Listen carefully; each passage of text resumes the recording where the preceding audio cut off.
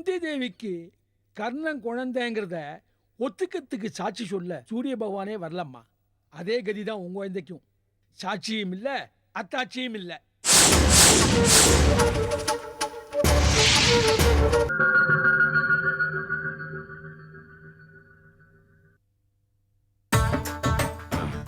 நான் சேட்டு சௌக்கியமா? என் கடைக்கே வந்து என் முன்னாடியே உட்கார்ந்து என்னையே சௌக்கியமானு கேக்குறியா? நீ சௌக்கியமா இல்லை, அதுக்கு தானே என் கடைக்கு வந்த. சரி சரி சரி, நமக்குள்ள எதுக்கு பிரச்சனை? நகையை வச்சுக்கிட்டு பணம் தருவியா? வெளியிலேயே போர்டு பாத்தியா, அடகு கடை, இதுதான் என்னோட தொழில். எவ்வளவு வட்டி? 100க்கு 3 ரூபாய் வட்டி. 1 மாச வட்டி பிடிச்சி கொடுப்பேன். 1 வருஷத்திலே மூக்கலன்னா நகை ஏலத்துக்கு போயிடும். மூட்டுறத பத்திலாம் அப்புறம் பார்க்கலாம். இந்த நகையை வச்சுக்கிட்டு எவ்வளவு பணம் தருவ? முதல்ல நகையை காட்டுங்கோ, பணத்தை பத்தி அப்புறம் பேசலாம். அவர் ஆத்துக்கு வந்து சும்மா விடாதே, நல்லா நாக்க பிடிங்கிற மாதிரி 4 கேள்வி கேளுங்க. அப்பதான் மனுஷனுக்கு புத்தி வரும். நான் கோவப்படுறதுனாலயோ திட்டுறதுனாலயோ இந்த மனுஷனுக்கு புத்தி வரும்னா என்னைக்கோ வந்திருக்கணும். நகையை பார்த்த அசந்துருவ.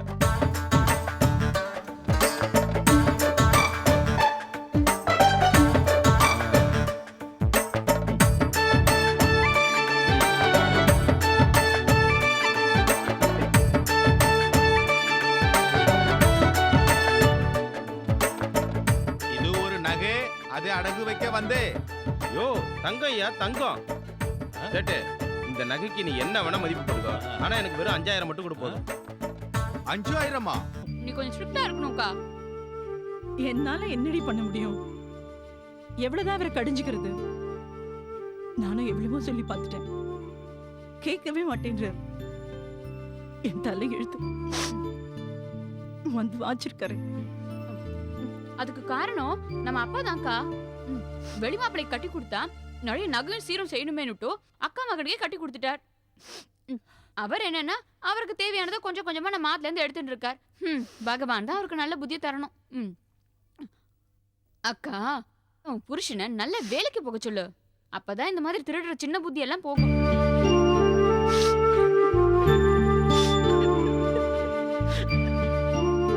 சின்ன பொண்ணெல்லாம் புத்தி சொல்ற அளவுக்கு அடிச்சு. சரி சரி, நீ அழுது போதும். நீக்கு சூடா உள்ள வந்து ஒரு நேரோஸ் வார்த்தை கொடுவா. யோ என்னையா, இன்னைக்கு தங்கம் என்ன விலை தெரியுமா? நிமிஷத்துக்கு நிமிஷம் ஏறிக்கிட்டே போகுது. நான் கேட்டது வெறும் 5000 தானே.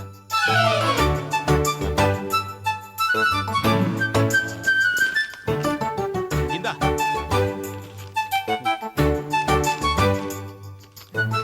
யோ சேட்டு, என்னையா 47 ரூபா கொடுத்துருக்க? இதுக்கு மதிப்பு 50 ரூபாய், வட்டி போக 47 ரூபாய் கொடுத்தேன். யோ மூக்குத்தி அசல் தங்கையா? நீ சொன்னா போதுமா? இந்த மூக்குத்தியில வெறும் அரக்கு தான் இருக்குது. 50 ரூபாயே ஜாஸ்தி. முதல் போனினாலே கொடுத்தேன். இஷ்டம் இருந்தா ரசீதிலே கையெழுத்து போடு, இல்லைன்னா பணத்தை வச்சுட்டு போயிட்டே இரு. அந்த ரசீதை நீயே பத்திரமா வச்சுக்க. வெறும் அரக்கு மூக்குத்தியை போட்டுக்கிட்டு நம்மளை ஏமாத்திட்டாளே. ச்சே, இந்த 47 ரூபாய்க்கு வெறும் டிஃபன் தான் சாப்பிட முடியும். சரி, கிடைச்ச வரைக்கும் லாபம்.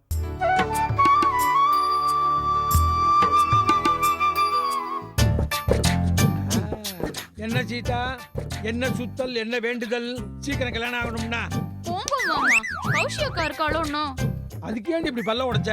ஒரு விருந்தாளி வந்திருக்கணும், ஒரு காப்பி கீப்பி போட வேண்டாம்? புதுசா வரவளா இருந்தா பரவாயில்ல, நாளைக்கு 4 தடவை வந்தா என்ன பண்றது? எண்ணி வச்சு சொல்றாளே. என்ன பட்டாச்சாரிவாள்? வா நரசிம்மா வா. சுதர்சன் போன் பண்ணா, அவட்ல குழந்தைய தொட்டில போடுறாளாம். எல்லாரையும் கூட்டிட்டு வர சொன்னா. நானும் கேள்விப்பட்டேன். உம்ம வருத்தம் எனக்கு புரியுறது. அவளே நேர்ல வந்து கூப்பிட்டுருக்கணும், கூப்பிடல. ஏன்? நாம அவ லெவலுக்கு இல்ல, அதுக்காக விட்டுற முடியுமா? பொண்ணை கொடுத்துருக்கோமே. ஆமா, பொண்ணை கொடுத்துட்டேனா நரசி? அதுக்காக வெறுங்கை வெங்கட மேல போயிட முடியுமா? சீர் சனத்தெல்லாம் ரெடி பண்ணிட்டீரா? ஏதோ ஏழைக்கேத்த எல்லூருண்டேன்னு சொல்லுவா. என் சக்திக்கு தகுந்த மாதிரி பண்ணிருக்கேன். பட்டாச்சாரி, ரங்கநாகி நொடிஞ்சு போய் நடுத்தூர்ல நின்னவ இன்னைக்கு கோபுரமா ஒசந்து நிக்கிறா. அவ வேணா நிக்கட்டும், நாம வேணான்னு சொல்லியே. அவ விடுவலோ திமிரு பிடிச்சவ, கண்ணா பின்னான்னு சீர் சனத்தை எதிர்பார்ப்பா. இந்த பாரம், நாம பத்மாவுக்காக மட்டும் அங்க போல. பெரிய இடம், 4 பேர் வர இடம். காமா சோமானு எதையாவது பண்ணி வைக்காது. கடனோ உடனோ வாங்கி சபநேரமா பண்ணி வச்சுடும். பண்றேன். தெரிஞ்சோ தெரியாமலோ பெரிய இடத்துல தலையே கொடுத்துட்டேன். கஷ்டமோ நஷ்டமோ பண்ணித்தானே ஆகணும். எல்லாமே சக்திக்கு மீறி தாண்டா போயிட்டு இருக்கு நரசிம்மா. பத்மா அந்த ஆத்துல குழந்தைய பெத்துனதால அந்த அம்மாவோட பேச்சுக்கும் பேச்சுக்கும் தப்பிச்சாடா. அப்படிலாம் சொல்ல முடியாது. ரங்கநாயகி விடமாட்டா. எதையாவது நோண்டி நொச்சுன்னு கேட்டுட்டே தான் இருப்பா. நானே குழம்பி போயிருக்கேன். நீயும் ஏன்டா என்ன பயமுறுத்துற? சும்மா ஒரு பேச்சுக்கு சொன்னேன். இந்த அது சரி. எஸ்டிடி பூத்துல போன் வந்ததே, பூத்துக்கு பணம் கொடுக்கணும், காசு கிடைக்குமா? அவாதாட நோக்கு ஃபோன் பண்ணா அதுக்கு எதுக்குடா காசு? புரிஞ்சு போச்சா? விவரமா இருக்கு இதுலாம். ஏதோ காப்பிக்கு காசு கிடைக்குமேன்னு பார்த்தேன். கடை சொல்லி தான் குடிக்கிறேன். பெருமாளே, இப்ப என்ன பண்ணுவேன்? ஆசையா சீதாவுக்காக ஒரு வளையல் வாங்கி வச்சேன். அதை தான் விற்கணும் போல இருக்கு. சீதா கொடுத்து வச்சது அவ்வளவுதான் போல இருக்கு. பெருமாளே, வரமாட்டியா? வரலன்னா உன்னை யாரு விட்டா? இத பாருமா துளசி, இந்த சந்தர்ப்பம் கடவுளா கை காட்டி விட்ட வாய்ப்பு. அதான் நழுவ விட்டாதே. உனக்காக இல்லடி.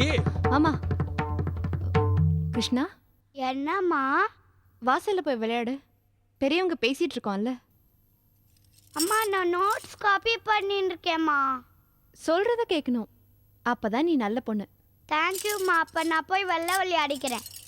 இதான் இப்ப நீ குழந்தைக்கு சொன்னீங்க, அதே தான் நான் உனக்கு சொன்னேன். பெரியவா சொன்னா கேட்டுக்கணும். அந்த குழந்தை நீ சொன்ன உடனே எப்படி போச்சு? அந்த குணம் உனக்கும் வரணும். இத பாரு, நான் பண்ற ஏற்பாடெல்லாம் உனக்காக இல்லடி, அந்த குழந்தையோட எதிர்காலத்துக்காக. எனக்கு என்னவோ மனசு ஒப்பல மாமா. ஒப்பலையா? மனசு ஒப்பித்தான் சுதர்சனோட பழகினேடோ. கண்ணே, இப்படி நீ ஒதுங்கி போறதுனாலதான் எல்லாரும் உன்னை ஒதுக்கி வச்சுட்டா. இப்படியே உன்னோட முட்டாள்தனமான காரியத்தினால கிருஷ்ணாவுக்கு அட்ரஸ் எல்லாம் போறது.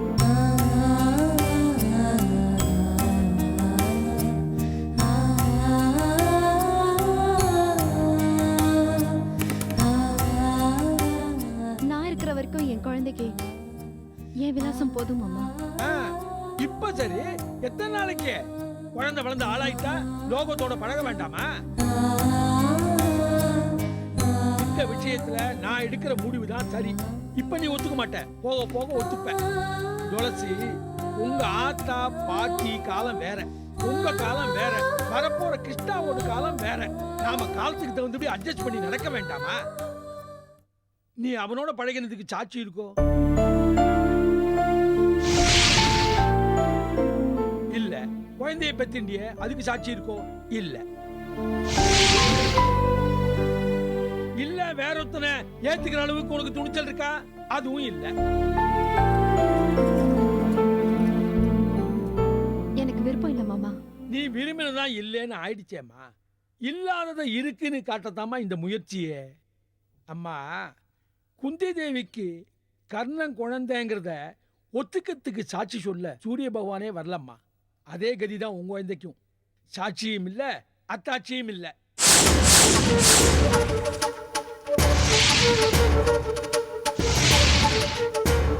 அம்மா துளசி, உன்னை ஏன் அங்க வான்னு கூப்பிட்டே இருக்கேன். அங்க ஏராளமா கொட்டி கிடக்கிறது. நீ எனக்கு தான் கிடைக்கல, உனக்காவது கிடைக்கட்டுமே. அட அள்ளி கொடுக்க வேண்டாம், கிள்ளி கொடுத்தாலே ஒரு பொண்ணு ஓஹோன்னு ஆயிடுவா. ரங்கநாயகி யாரையும் விட்டுறாத, கூட்டின்னு வான்னு சொன்னா. விட்டதை கூட்டின்னு போலான்னு தான் இங்க மல்லு கட்டிட்டு நிக்கிறேன்.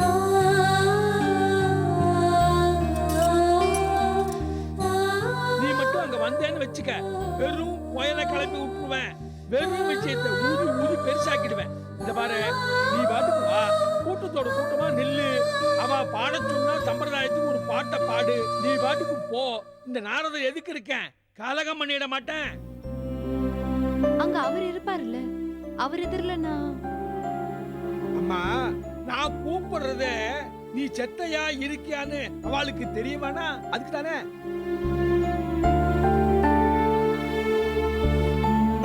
துளசி, இங்க இருக்கிற பத்மா அந்தாத்துக்கு உரிமையோட போய் வாரிசை பெத்து கொடுத்துருக்கான்னா, வாரிசோட இருக்கிற நீ அங்க போக வேண்டாமோ? போகணும். அவங்க பார்த்துட்டு ஏதாவது தப்பா? பார்க்கட்டும். அந்த ரங்கநாயகி குழம்பணும். குழப்பத்துல தாம்மா தெளிவே பிறக்கும். பால் பொங்கி வந்து அதுக்கப்புறம் தான் அடங்கும். அது மாதிரி தான் இதுவும். இந்த பாரு, ஏதாவது பேசிட்டே இருக்காதே, நீ வர. மாமா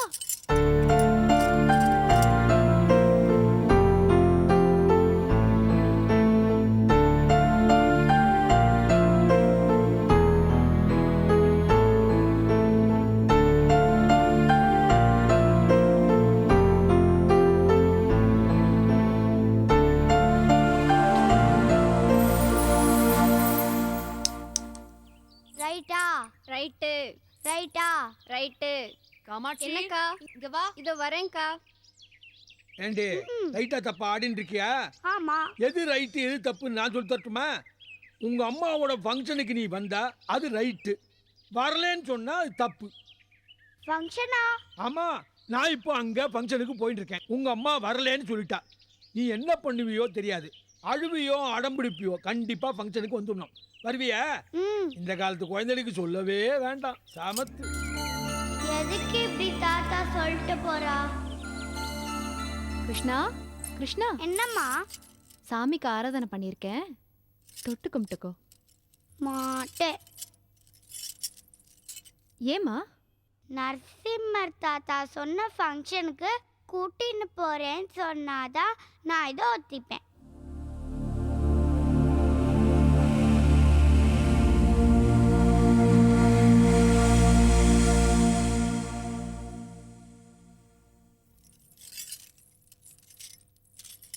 வா. அதுக்கும் இதுக்கும் என்ன சம்பந்தம்? எனக்கு தெரியாது. ஃபங்க்ஷனுக்கு கூட்டின்னு போறேன்னு சொல்ல நான் இதை தொட்டு கும்பிடுறேன். கற்பூரம் கரைய போது கண்ணில் ஊத்திக்கோ, இல்லைன்னா சாமி குத்தமாயிடும். குழந்தைதான் நீ சாமின்னு சொல்லுவல, அப்ப நானும் சாமி தான். சாமி என்ன ஒன்றும் பண்ண மாட்டாரு. கிருஷ்ணா, அங்க போனா நமக்கு மரியாதை கிடைக்காது. ஆனா நரசிம்ம தாத்தா வந்து சொல்லிட்டு போனா அது மரியாதை தானே. அப்ப நம்மளும் மரியாதை எடுத்துட்டு போகணும்ல.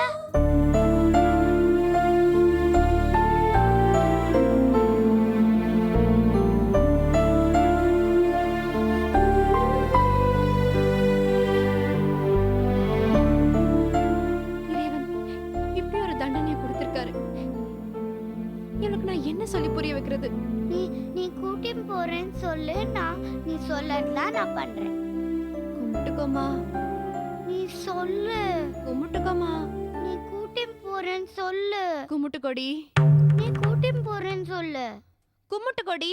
நீ கூட்டின்னு போறேன்னு சொல்லு. கும்பிட்டு கொடி. கூட்டின்னு போறேன்னு சொல்லு. சரி, கும்பிட்டுக்கோ. ம்.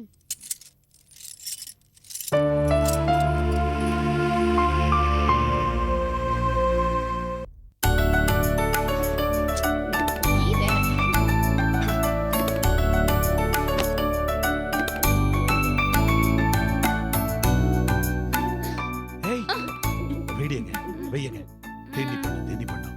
முதல்ல அந்த மஞ்சள் துணி எடுத்து இருக்க கட்டி ஈ எறும்பு போகாம நல்லா கட்டு. அப்பா, எனக்கு ஒரு டவுட். எப்ப பார்த்தாலும் டவுட் கேளு. எதுக்கு இந்த பட்சணத்தை எல்லாம் குடத்துல வச்சு இந்த மஞ்சள் துணியை போட்டு கட்டுறோம்?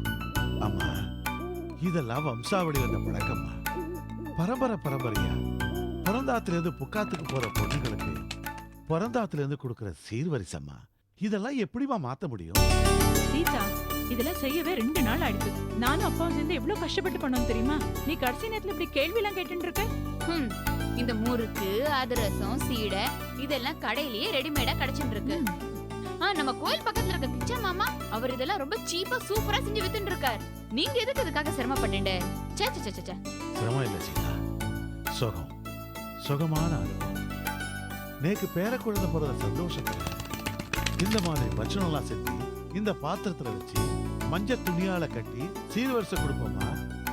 நான் மட்டும் என்னவா, நேக்கு கடவுள் கொடுக்காத பிள்ளை வரத்த என் தங்கைக்காவது கொடுத்திருக்காருன்ற சந்தோஷத்துல நானும் அவர் கூட மாட இருந்து எல்லா வேலையும் பண்ணிட்டு இருக்கேன். என் பொண்ணு இருக்காளே, நம்மளை விட ஒரு படி மேலேயே போயிட்டாம்மா. தான் அக்காவுக்கு குழந்தை பிறந்திருக்க சந்தோஷத்துல பெருமாள் கோயில்ல உட்கார்ந்து ஒரு நாள் பூரா வாயில பச்சை தண்ணி கூட படாம விரதம் இருந்திருக்கா. சாப்பிடாம தண்ணி குடிக்காம பேசாம கோவில்ல உட்கார்ந்துட்டு இருக்கிறது ஒன்றும் பெரிய விஷயம் இல்ல. அங்க வந்து போறவெல்லாம் ஆளுக்கு ஒண்ணு கேப்பா. அதுல நல்லதும் இருக்கும் கெட்டதும் இருக்கும். இது எல்லாத்தையும் காதுல வாங்கிக்காம தியானம் பண்றது இருக்கே எவ்வளவு பெரிய விஷயம் தெரியுமாப்பா? அதை என் கௌசல்யா செஞ்சிருக்கா. நீங்க 2 பேரும் புகழ்ந்தது போதும். அப்பா, இந்த 3 குடத்துலயும் பக்ஷணம் எடுத்துட்டு போறோமே, இந்த சிறுவரிசை போதுமா? முடியறதில்லம்மா. நம்ம சக்திக்கு அவ்வளவுதாம்மா முடியும். ஏன் 3 என்ன 300 குடத்துல கூட எடுத்துட்டு போலாமா? வெள்ளி குடத்திலேயே கூட எடுத்துட்டு போலாம். விதவிதமா பட்சணங்கள் செஞ்சு. உங்க அக்கா வாக்கப்பட்டிருக்க இடம் சாதாரண இடம் இல்லம்மா. கோடீஸ்வரி வீட்டு மருமகன். இவ்வளவுதாமா நம்மளால முடியும். இதுக்கே எனக்கு மூச்சு வாங்கிடுச்சு.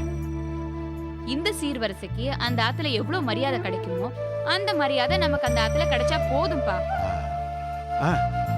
கௌசல்யா, உன் ஃப்ரெண்டு அனிதா வந்திருந்தாமா. அவளுக்கு கல்யாணம்னு நேக்கு இன்விடேஷன் கொடுத்து என்னண்ட ஆசீர்வாதம் வாங்கிட்டு போனாமா. நான் கூட அவளை வாசல்ல பார்த்தேன்பா. அவ கல்யாணத்துக்கு வான்னு சொல்லிட்டு ரொம்ப கம்பல் பண்ணா. நான் கூட வரேன்னு சொல்லி ப்ராமிஸ் பண்ணிட்டேன். வயசு பொண்ணு, அதுவும் கல்யாணத்துக்கு தனியா போறதா? அதெல்லாம் ஒண்ணு வேண்டாம். பேசாம ஒரு கிரீட்டிங்ஸ் அனுப்பிச்சிடு. அப்படிதானப்பா சொல்ல போறேன். அதுதான் இல்ல. கௌசல்யா அவளோட ஃப்ரெண்டு கல்யாணத்துக்கு பெங்களூருக்கு போக போறா. பரவாயில்லையேக்கா, நம்ம அப்பா கூட காலத்துக்கு ஏத்த மாதிரி தன்னை மாத்திட்டு இருக்க. ஓரளவுக்கு தான் ஒத்துப்பேன். இதுவே பாய் ஃப்ரெண்டு கல்யாணமா இருந்தா ஒத்துக்கவே மாட்டேன். அதுவும் இல்லாம கௌசல்யாவும் அனிதாவும் சின்ன வயசுல இருந்து பரதநாட்டிய கிளாஸ்ல ஒன்னா படிச்சவன். அதனாலதான் ஒத்துட்டேன். நம்ம ஆத்து பட்சண வாசம் தெருமணம் வரைக்கும் அடிக்க மாட்டிருக்கே. என்ன இதெல்லாம் பசுமாட்டு நெய்ல செஞ்சதா? பின்ன சாதாரண நெய்ல செஞ்சா இந்த வாசனை எல்லாம் அடிக்குமா என்ன? இதெல்லாம் பெரிய ஆத்து ஃபங்க்ஷனுக்கு போற பட்சணமாச்சே. ஆமா, நான் என்ன இப்ப தப்பா பேசிட்டேன்னு ஆளாளுக்கு முறைச்சுட்டு இருக்கேன். அத்திமே ராஜன் சும்மா இருக்கேன். சும்மா இருக்கா நீ? இல்லனா கண்டபடி பேசிடுவேன். என்ன நம்ம பார்த்து கடைசி டிக்கெட் இப்படி குதிக்கிறது? நானாவது கடைசி டிக்கெட். ஆனா நீங்க வித்தவுட் எதுக்குமே லாய்க்கு இல்லாத மனுஷன்க்கா. ஏய், என்ன அவ பாட்டுக்கு பேசிட்டே இருக்கா? நீ பார்த்துட்டே இருக்க. பாதிக்கப்பட்டவ பேசுறா, கேட்டுக்கோங்க. என்ன ஒண்ணும் தெரியாத மாதிரி திரு முழிச்சிட்டு இருக்கேன். எல்லாம் நான் கண்டுபிடிச்சேன்னு பயப்படல. என்ன ஆச்சு? இந்தால என்ன காரியம் பண்ணிருக்கா தெரியுமாக்கா? என்ன பண்ணாரு தெரியுமாப்பா?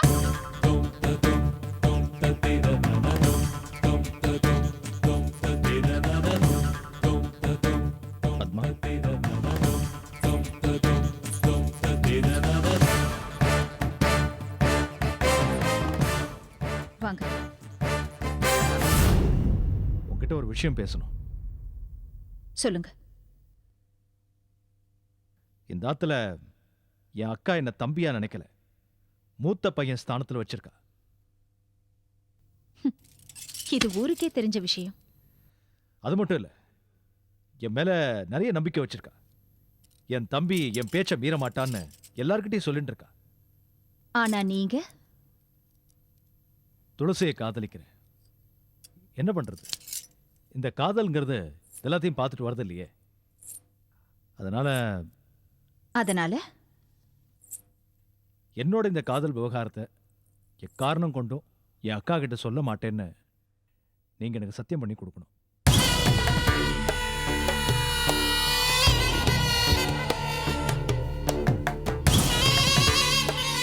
ப்ளீஸ்.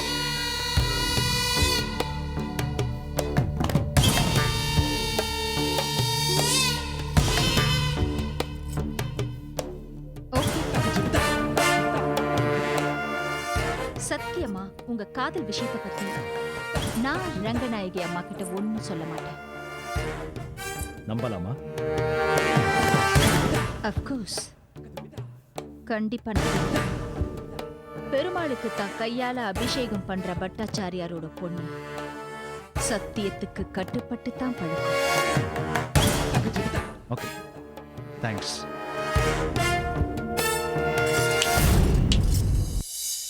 ஒரு நிமிஷம்.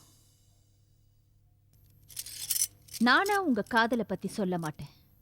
ஆனா வேற யார் மூலமாவோ அத்தைக்கு உங்க காதல் விஷயத்தை பத்தி தெரிய வந்ததுன்னா, ஐ மீன் தெரிய வந்ததுன்னா நீங்க என்ன சந்தேகப்படக்கூடாது. ஓகே? சரி.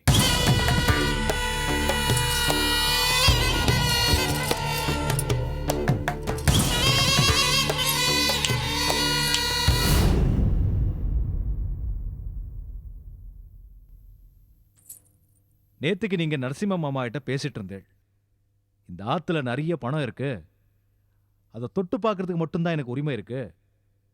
ஆனா அனுபவிக்கிற உரிமை ஃபுல்லா சுதர்சனுக்கு தான் இருக்கு. நாய் முன்னாடி போட்ட முழு தேங்காய் மாதிரி என் நிலைமை ஆயிடுத்துன்னு உங்க மனசுல இருந்த ஆசையெல்லாம் கொட்டினேள் பாருங்க. அத நிச்சயமா நான் எங்க அக்கா கிட்ட சொல்ல மாட்டேன். அப்படி ஒருவேளை வேற யாராவது இந்த விஷயத்தை எங்க அக்கா கிட்ட சொல்லிட்டான்னா நீங்க என்ன சந்தேகப்படக்கூடாது. ஓ, பிளாக்மெயிலா? ஆ ஆ ம். அப்படியே வச்சுக்கலாம். செக்மேட்.